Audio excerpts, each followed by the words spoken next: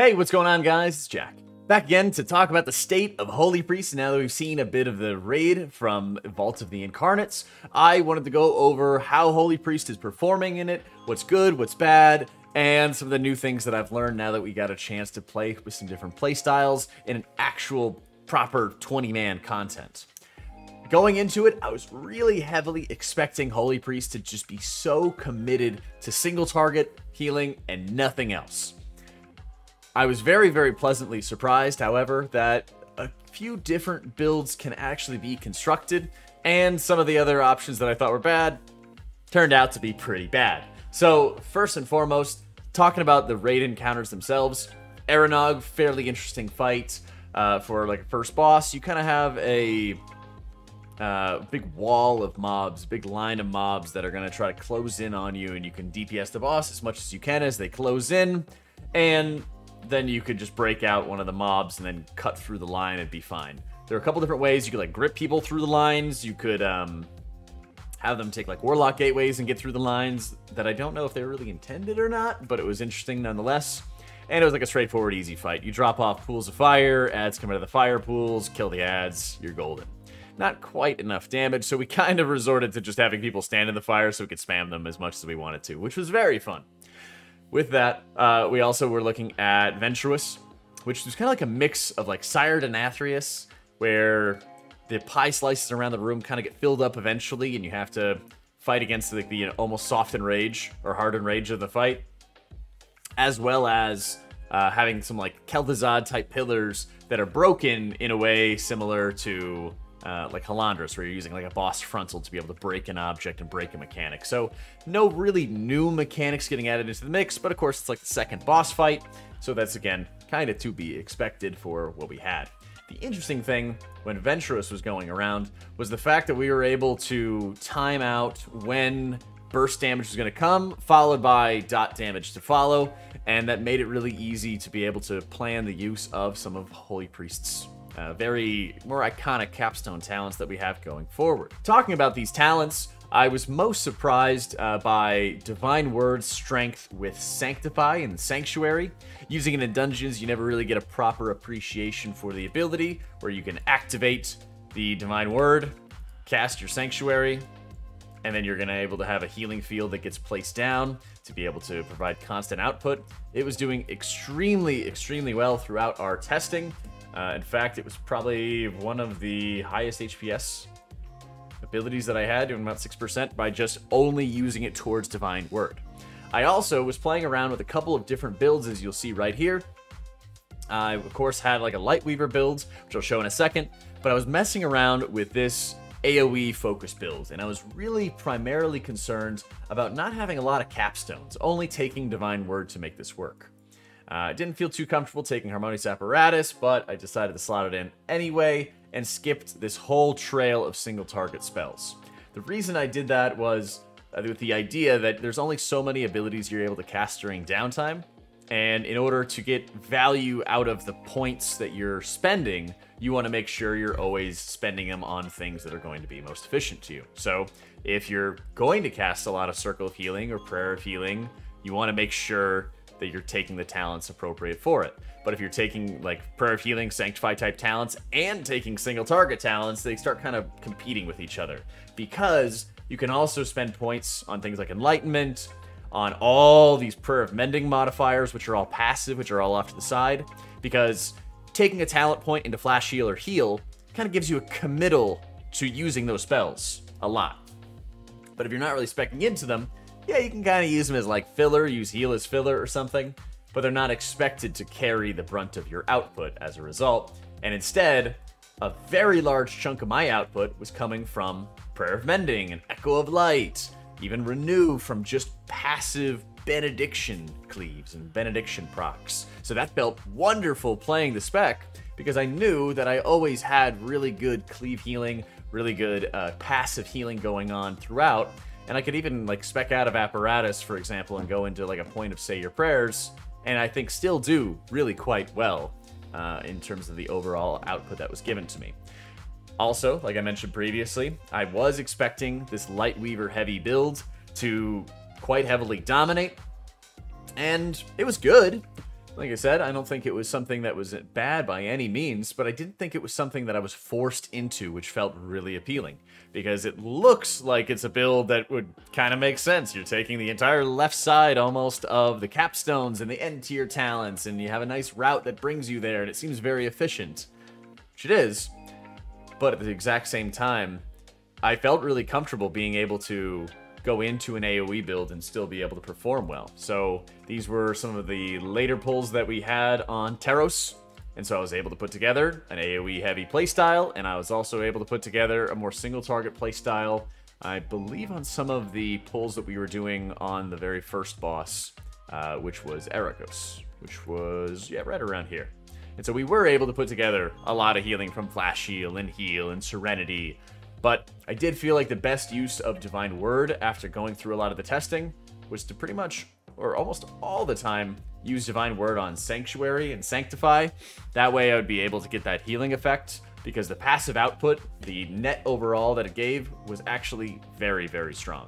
When talking about some of the gameplay that is related to these different builds, the Flash Heal playstyle, the Lightweaver type playstyle, if you're unfamiliar with it, Lightweaver basically is after you cast one Flash Heal, you kind of get the entire Flash concentration buff. You get a very large buff to heals next heal and reduced cast speed, or reduced cast time. So it will be casting faster and be very powerful.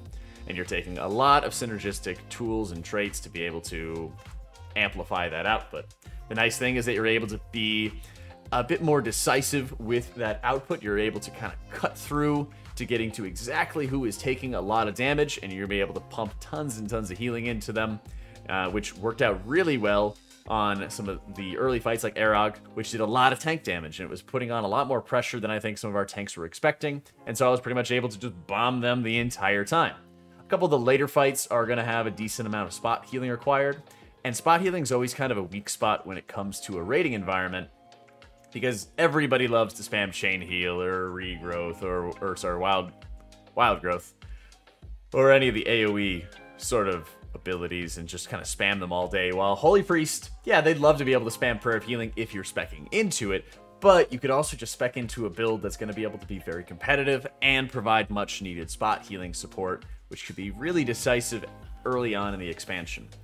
Early on in the expansion is usually when healers are kind of at their weakest. Their ability to bring a health pool from 20% life to 100% is more delayed, whereas at the end of the expansion, if you think about it, the ability to fully top somebody with one heal cast is just almost immediate as it exists in Shadowlands. And so that power creep that goes on throughout the expansion is really important to be able to look at, because you'll have more bursty mechanics later on in the expansions where spot healing does have some significance, but it's not as big of a deal as putting a 20 or 25 second massive dot, which can be a struggle to heal through. And then you have a healer that can always flex and build immediately towards that, offering some just freaking crazy wonderful results.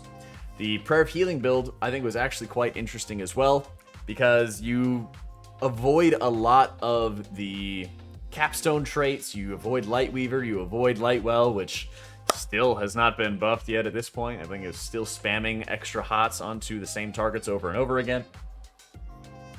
And I also ignored the Miracle Worker or Restitution options, the extra charges of Sanctify, the extra charges of Serenity, because I feel that they don't actually offer you a lot either compared to some of your other options. When you get a multi-charge system on hand, it gives you one extra Holy Word cast, and it only benefits you if you're actually pooling Holy Words for a specific mechanic or something. So, for example, if you had maybe a lengthier intermission going on where you couldn't really cast those spells, or it wasn't efficient to cast those spells, or you're getting crazy amounts of cooldown reduction where you'd be worrying about overcapping or something crazy like that. But those things don't really exist at the moment, and so I think Miracle Worker is not really worth pursuing. Another of the options was the Answered Prayers, which gives Apotheosis after Prayer of Mending heals 100 times. I thought this one was incredibly silly.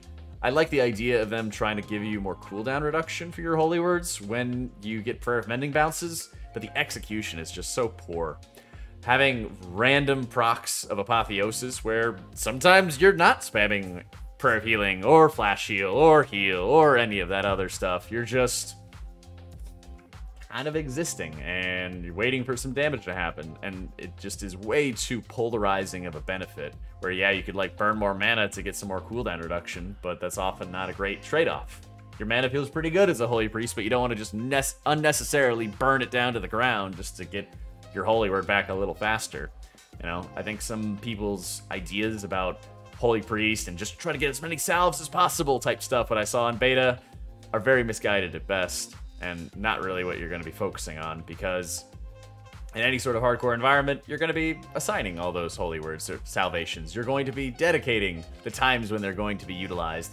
And often, you know, in my experience from playing a couple expansions with this ability, you're going to have times where you're going to hold on to it for like 30, 40 seconds until it becomes your turn to actually cast Salvation for the second time on a lot of these raid encounters. So forcing earlier uses doesn't really get you an extra Salvation use or anything like that. And Miracle Worker just didn't really seem to have much value, much extra oomph that gets added into the table. Things like Divine Word are only buffing your next Holy Word on hand. So it's not like you'd have 2 Sanctuary Fields or stacking the Sanctuary Fields on top of each other.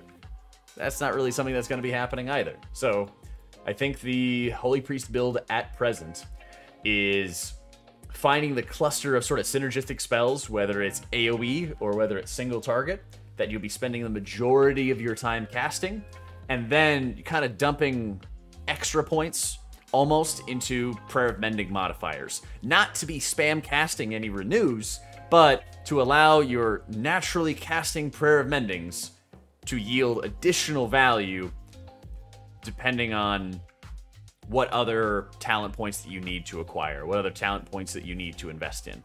For example, the single target build will really like having Trail and Everlasting Light, Crisis Management, there's a whole slew of them, and then you go into Lightweaver and the ones below. Whereas Sanctify has a lot of early and highly placed talents that you can get. You can get some of them in the very first row and the rest in the second row. And so then your bottom row you can dedicate entirely to like passive healing and like Divine Word to spec into and not have to worry whatsoever. Because your passive healing from Prayer of Mending and by extension Renew and by extension Echo of Light gets vastly increased in that area because you're so easily able to spend points to build out and flesh out your AoE setup.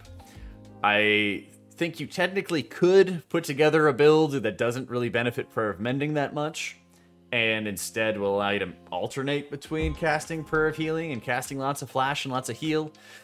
But my response to something like that would be like, why bother? You know, at that point, you're kind of like weakening 2 different builds in the process when you could just say, I'm dedicated to always casting Prayer of Mending. Let me build out either an AoE style or a single target play style, and then any extra points I have, I just throw into Prayer of Mending because I'm going to use it anyway. It's going to be efficient anyway, and now it's just going to get more efficient, more effective, more powerful, and give me more healing, more or less for free. That's been my experience so far.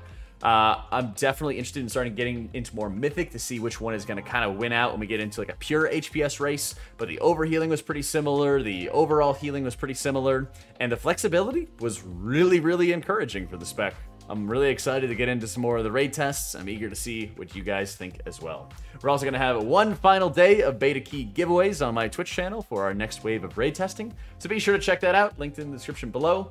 And we'll also probably have some more Dragonflight copies to give away since we finally have our release date announced. Thank you so much for watching, guys. Hope you all enjoyed it. And let me know what you guys think in the description below. And I'll catch you all next time. Whew.